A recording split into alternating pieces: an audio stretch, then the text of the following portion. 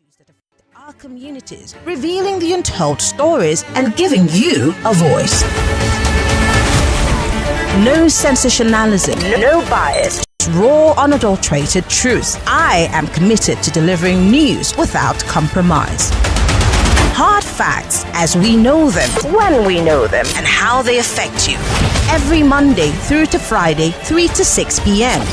This will be your most authentic news experience starting now on 99.3 Nigeria Info.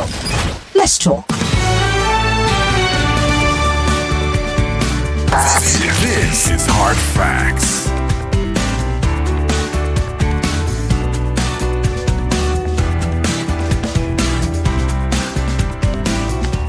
This is the nation's number one talk news and sports radio station. We're broadcasting live from our audiovisual studios right here in Ismi and Crescent Victoria Island, Lagos. This is Nigeria Info FM. I'm Maryann Okon and this is Hard Facts. From now till 6 p.m. it promises to be a great Thursday. Thank God it's sunshiny outside. But I love it when it rains. It's just that when it rains in Lagos, see, probably. But hey, we're grateful for the rain and also very grateful for the sunshine today. All those people that their things water carried, you can now dry it in the sun. Sad. Anyway, we're starting with the big three stories for today. It's Thursday. Most importantly, that Nigeria is pushing for a position on the United Nations Security Council. Vice President Kashim Shettima spoke about 9 p.m. New York time yesterday.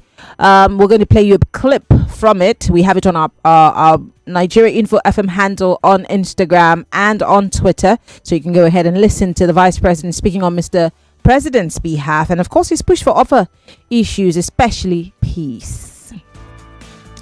So we're going to be looking at that and some other issues on the big three. We're going to be talking about the healthcare crisis in the country. Doctors and nurses, screaming all over the place about how bad the situation is, and we're going to talk about what's happening in Ogoniland. Yes, the Ken Saro-Wiwa situation, and Mr. President recognizing, the Ogoni 8. I might be wrong. Anyway, I will give you details of that, and of course, in attendance were children of Ken Saro-Wiwa and some other of his compatriots who were killed under the military administration at that event. Mr. President has been applauded for recognizing them in the Ogoni struggle. Yeah. And for those of you who are from the Niger Delta region, you'd obviously understand what that struggle was.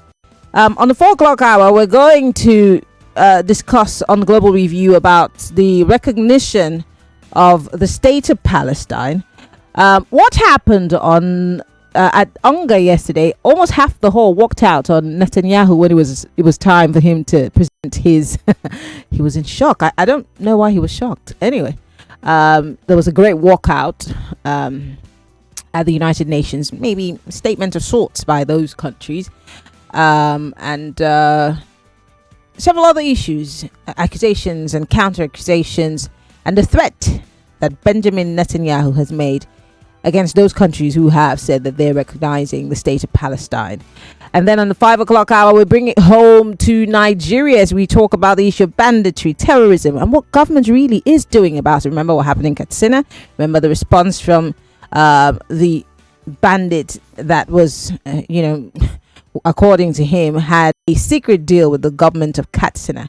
Are we really serious about fighting terrorism in Nigeria? My guest is a former member of the House of Representatives, a former journalist with the BBC, and he'll be joining us on the 5 o'clock hour. Once again, welcome to Hard Facts, and you know how we start the conversation? This is how we do it. Get ready for the most important news of the day. It's time for the Big Three Stories on Hard Facts. Tune in to our primetime show for the latest updates and in-depth analysis on the top stories making headlines. From breaking news to in-depth investigations, we bring you the facts you need to know. Join us as we delve into the biggest stories shaping our world today. Tune in to the Big Three every weekday 3 to 4 p.m. and stay informed with the news that matters the most. Hard Facts, where the truth always comes first.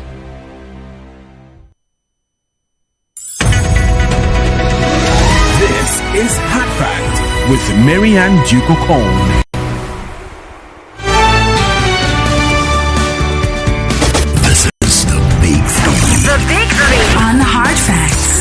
89.3 Nigeria Info. And yes, we're live on facebook.com/Nigeria Info FM. We're also live on YouTube, Nigeria Info FM. You can join the conversation on WhatsApp. It's 08095975805. We're on X. Use the hashtag hard facts. Well, these are the big stories for today. Let's start with the healthcare crisis in the country, shall we? Not the best of news, but the Vanguard newspaper has covered a story here about the healthcare crisis in the country, saying how government can stop the mass migration of doctors. The NMA, the NARD, AMLSN, and others have been captured in this report. So let's give you some background. The Nigerian the Nigerian Association of Resident Doctors, the Nigerian Medical Association, the NMA, the Association of Medical Laboratory Sciences of Nigeria, the AMLSN, amongst others, yesterday raised an alarm over increasing migration of medical professionals abroad, warning that the development, popularly known as Jackpot syndrome, is putting too much pressure on the healthcare system. Well, they're saying that to rescue the country from that syndrome, which has led to the near collapse of our country's healthcare system, the professional bodies also charted a way forward for the government. Let's see what they said. Well, the president of NARD, Dr. Tokpe Oshundara, who raised the alarm at the opening of the association's 45th annual general meeting and scientific conference in Katsina yesterday, noted that the number of resident doctors in the country had dropped from about 15,000 in 2014 to roughly 8,000 this year. He said, the constant quest for better living conditions always drives migration. Migration in Nigeria is fueled by factors such as poor remuneration, exhaustive working conditions, and a shortage of manpower, which we have witnessed in an unprecedented way. He said, and I quote, the exodus of health workers has potentially increased the percentage of critically ill patients. And he goes on to say, with an inadequate healthcare workforce to cater for their health needs, policies and incentives, salaries, wages should strengthen the morale of healthcare workers, reduce attrition, and align with global with organizational goals. Training should also be targeted at enhancing employee skill, confidence, and education. He said, for over a decade, there was no attempt through a collective bargaining agreement to enhance the salaries of medical doctors in Nigeria. He also said that it has been noted that the strongest reward to motivate health workers in Nigeria is payments of their salary and financial incentive. Why are these things such a problem in this country? We want a good healthcare system. We want a lot out of these people, but we're not willing to also put that lot in them. So what exactly are we trying to stop? I mean, you're complaining that they're leaving. You're telling them to come back. What are they coming back to? When the likes of Saudi Arabia and several other countries are willing to pay 10 times what they earn here. I know that we need to add value in our country, but what is our country offering? I mean, I'd like to hear the Minister of Health or you know, the presidency tell us exactly what they're up to and what they intend to do, because we can't have this. I mean, look at what's happening with the NARD in Abuja. Every day fighting with Wiki. So was, you know, primary school teachers. Kids were out of school because the government was not paying salaries. It's a shame. I can't believe that these are conversations we're having in 2020. Welcome to Hard Facts. Let's move away from that story, shall we? Still staying with the Vanguard newspaper. Tinubu honors Ogoni 4, not 8, 4, and moves to restart all production in Ogoniland. That's right. On the line, that's moving to restart all production. That is also something that some people are not very happy with. But, the first part is the honoring of the Ogoni 4, including Ken Saro-Wiwa. If you don't know Ken Saro-Wiwa, Google. But let me give you some background to this story. President Bola Tinubu yesterday conferred posthumous national honors on Commander of the Order of the Niger on late Ogoni 4 Albert Bade, Edward Kobani, Theophilus Orage, and Samuel Orage. President Tinubu bestowed honors on the 4 leaders while receiving the report on Ogoni Consultation Committee and at the presidential villa in Abuja. The president urged the people of Ogoniland to embrace reconciliation and unity after decades of division. He said, and I quote, "May the memories of these people continue to inspire unity, courage, and purpose amongst us. I urge Ogoni people across classes, communities, and generations to close ranks, put this dark chapter behind us, and move forward as a united community with one voice. He pledged his administration's support for peace, environmental remediation, and economic revival in Ogoniland, while confirming plans to facilitate the resumption of oil production in the area. He said, and I quote, "I'm encouraged by overwhelming consensus of the Ogoni communities to welcome the resumption of oil production. The government will deploy every resource to support your people in this march towards shared prosperity." The president recalled that in 2022, the previous administration handed over the operatorship of Ogoni oil field to the Nigerian National Petroleum Company (NNPCL) and its partners, and stressed that this government will build on that decision. Now, if you are from the Niger Delta, especially from Ogoniland, is this not something that should be applauded? But this move by the government help to heal the land? Because this has been something that people have continuously decried, and how, Ken Saro and his friends were put to death because, in fact, they were termed enemies of state. And what were they killed for? They kept continuing to push for the emancipation of Ogoniland, the oil spills and all of those issues. But if you haven't read into it, go read into it. Just Google who Ken Saro is and the Ogoni for. And finally, let's talk about UNGA. Mr. Vice President was representing Mr. President favorably, if you ask me, at the United Nations General Assembly. In that address, the Vice President said Nigeria is talking about peace. They're also asking for a two-state solution. They're also pushing for a place on the United Nations Security Council. Africa needs to be represented, he said. Well, the Nigerian government has said a two-state solution is most dignified path to ensure lasting peace between Palestine and Israel. The country now joins the long list of countries calling for a two-state solution to end the war in Gaza and the recognition of the independent Palestine state. A solution. Why am I thinking about INEC, please? A solution that Israeli Prime Minister Benjamin Netanyahu has vehemently kicked against. And that's something I'm going to be talking about on the 4 o'clock hour.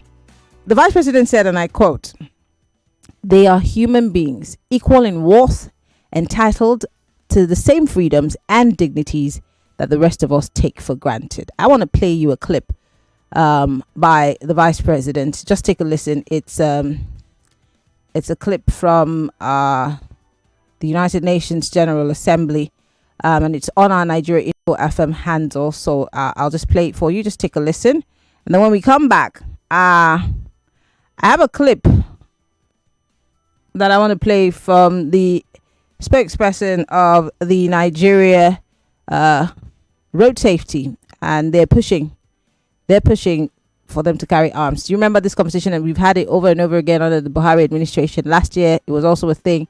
They're back in the news pushing for the same thing. But first, let's take a listen to Mr. Vice President and what he had to More say. news and information coming up. After this break.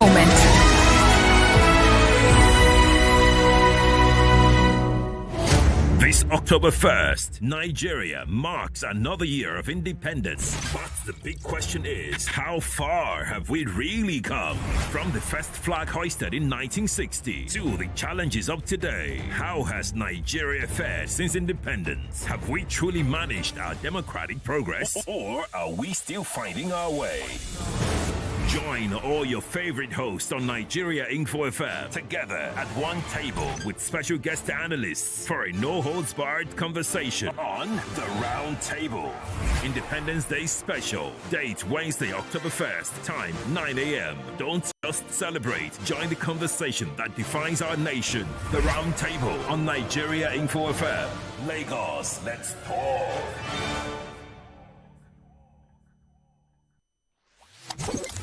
Say hello, Lagos. Hello, Port Harcourt. Hello, Abuja. This is Kids FM, the family fun radio.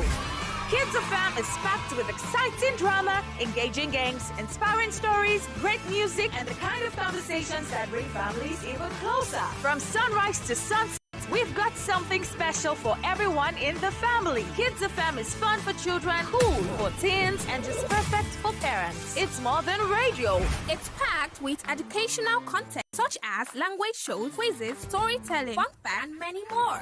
It's a family experience you can count on every single day. So, wherever you are, Lagos, Port Harcourt, Abuja, or anywhere around the world, you can tune in live on 101.7 Kids FM or stream online at kidsfm.ng. Don't forget to follow us on Instagram at kids.fm.ng for all the fun updates, giveaways, and behind-the-scene moments. Kids FM, let's play! Every day is about winning with one play on Nigeria Info.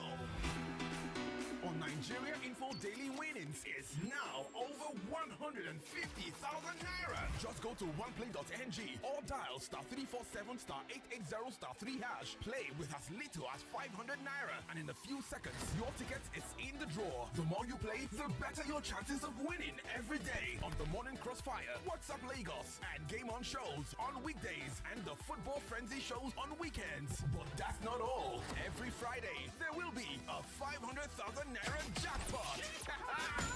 Playing during the week automatically qualifies you for the weekly jackpot. Your chances of winning are the same whether you play on oneplay.ng or dial *347 *880 *3#. Remember to play responsibly. Not suitable for persons under the age of 18. OnePlay is a registered trademark under Lasho Trading Services Limited, licensed by the Lagos State Lotteries and Gaming Commission. Everyone says I'm beautiful and bold. They say I'm fashionable. And to crown it up, very confident. And my secret is... People say I'm good looking, funny, hardworking, and to crown up, very confident. And my secret is... So whether in the office or at home, in the streets or on the dance floor, anytime, any day, I never lose my confidence. And the secret to my confidence is Wazobia perfume. Absolutely. Wazobia perfume gives the authenticity and long-lasting fragrance all day. That's my secret confidence. Wazobia perfume is available in body spray. Also available in supermarkets and markets near you. Wazobia perfume, the correct scent. This is where the headlines meet the hot takes.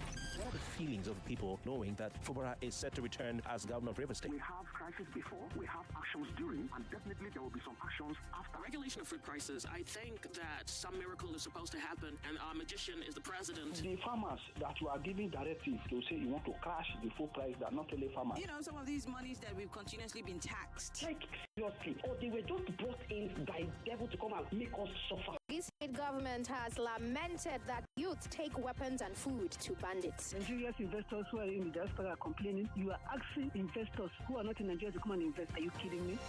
Stay with us on 99.3 Nigeria Info. Let's talk.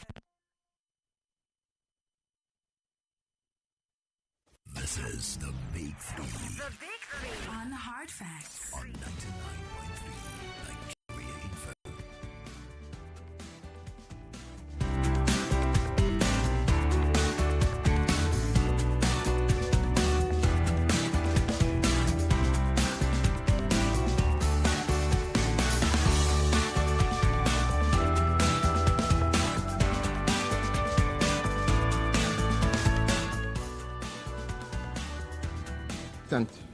This is why we speak of the violence and aggression visited upon innocent civilians in Gaza, the illegal attack on Qatar, and the tensions that scar the wider region.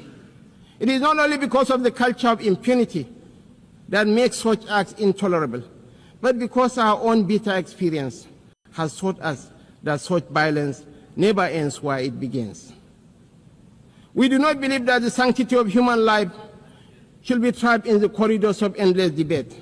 That is why we say, without stuttering and without doubt, that a two-state solution remains the most dignified path to lasting peace for the people of Palestine.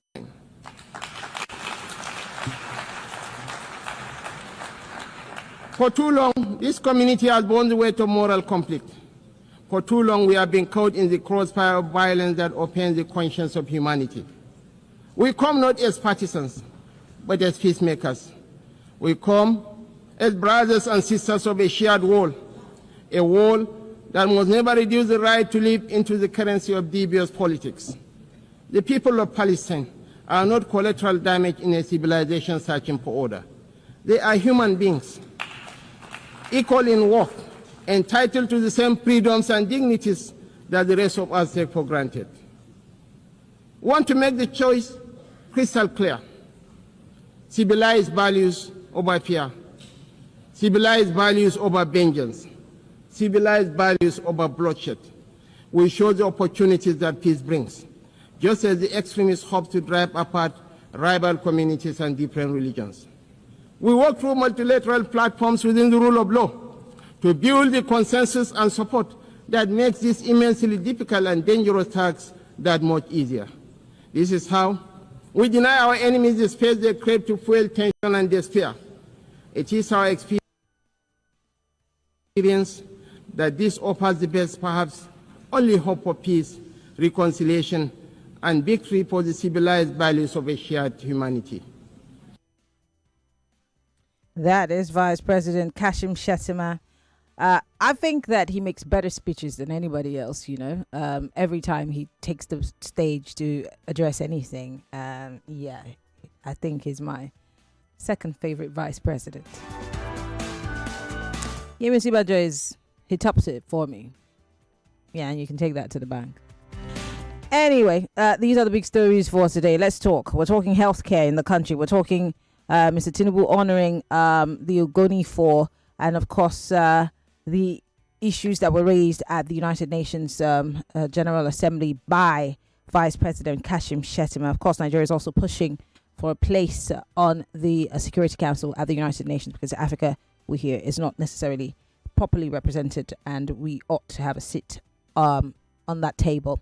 0201-277-0993, 0201-465-7190. You can join the conversation if you are on WhatsApp. It's 0809597585. But if you're listening from outside of the country, you could join the conversation by calling that WhatsApp number. We're also live on Facebook and on YouTube. Join the conversation. When I take a few more calls, I will play you that clip by the Road to Safety. Welcome to Hard Facts. Hello, good afternoon. No, you're not supposed to call the ladies' line. Sorry about that. Hello, welcome to Hard Facts. Yeah, good afternoon, Maryann. Good afternoon. I remain anonymous for today as an old friend all the way from Port Harcourt. Okay. Yes. So sometimes I find it quite intriguing. Like, I don't understand it. I mean, look at that beautiful speech from the VP. And then you compare it to what they are, the leaders. I'm not just referring to them now, their own administration. I mean, even the previous ones that have ruled this country for quite some time. Compare it to what they are doing to the citizens of their own country. Narrow it down to the previous one, Buhari, and even these ones.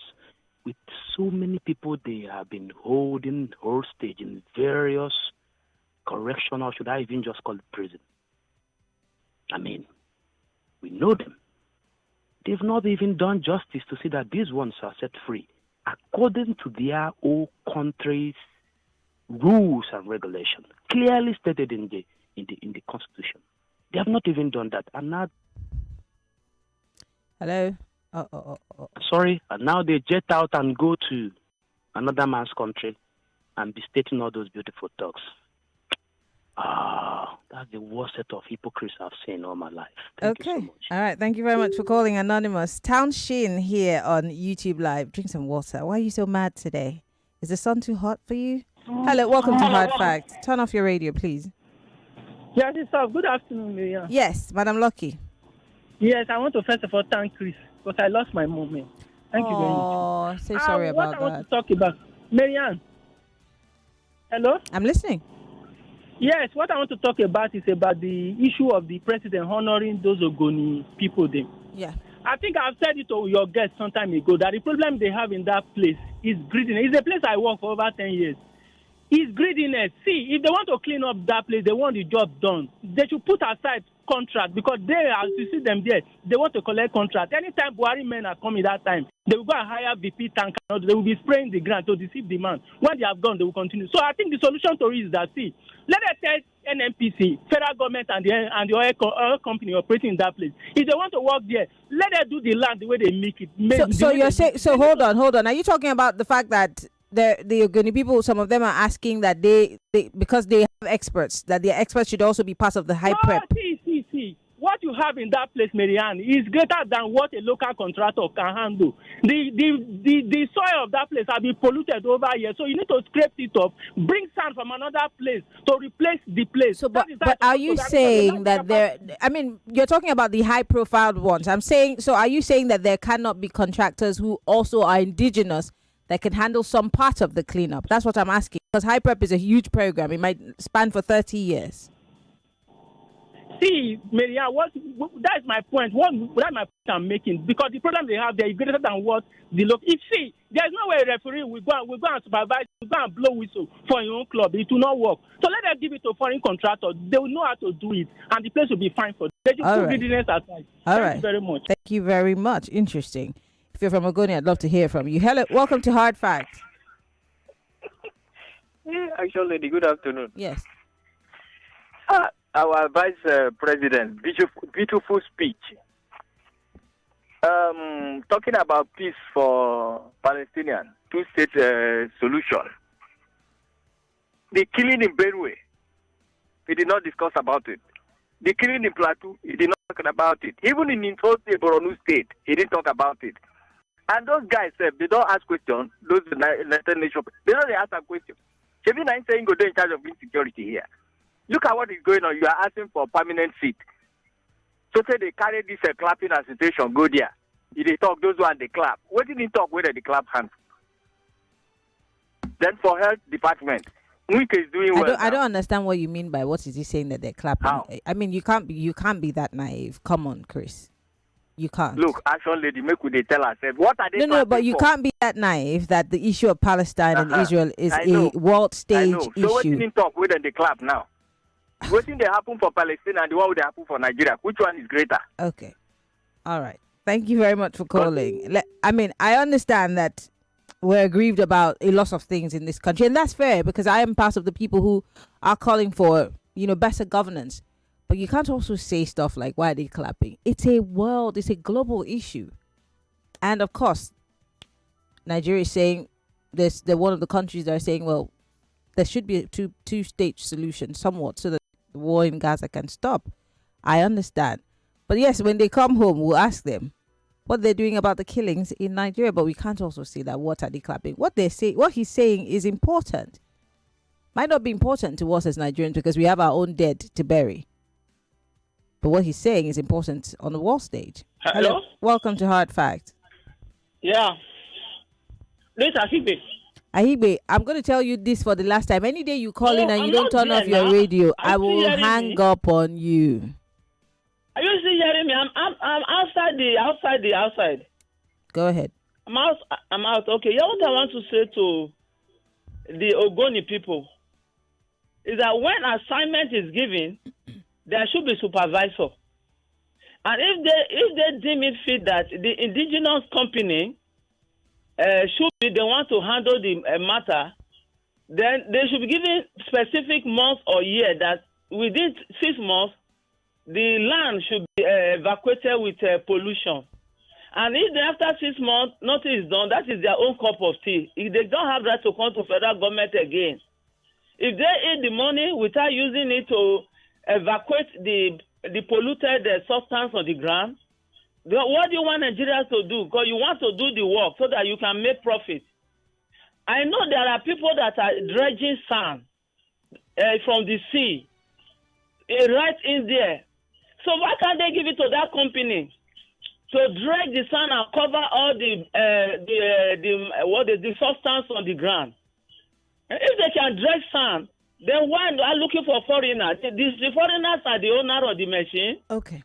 We have in Lagos here, there are those that dredge sand at Teddy. I don't think that the cleanup is about dredging. 3 acres of land full of white sharp sand from the sea. So they use bulldozer to Thank you spread very it. much, Ahibe. 60 seconds is what everybody has. I would prefer that experts talk about the cleanup. People who understand how the waters have been polluted. The land in itself has been polluted. So there's a lot of work. It's not about dredging. It's not enough to talk about dredging. Have you been to Ogoniland to see how bad the situation is? And these spills are not just, unique in Ogoniland. There's several other places that have had oil spills.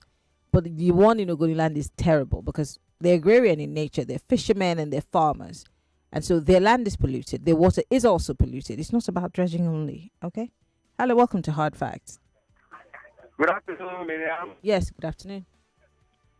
My name is Prince Ryan. You